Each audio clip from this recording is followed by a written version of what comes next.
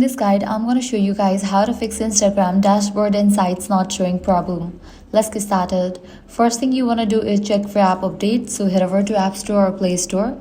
Then search for the app Instagram. Once app appears, if you find the option of update, click on it and update the app to its latest version.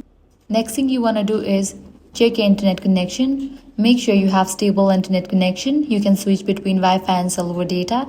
Also, you can toggle on for the option airplane mode. Then disable it. This will refresh your network. With these, your problem might be fixed. You can launch Instagram and check. If not, you can check the server status of Instagram. For that, launch your preferred browser. Then type in Instagram server status and search for it. Head over to the website Down Detector. Now, if you found out any outages over here, you'll need to wait until the problem will be resolved from the end. Lastly, you can completely delete Instagram from your device and reinstall it. And that's it. By following these steps, your problem will be resolved. If this guide helped you out, do not forget to like, share, and subscribe.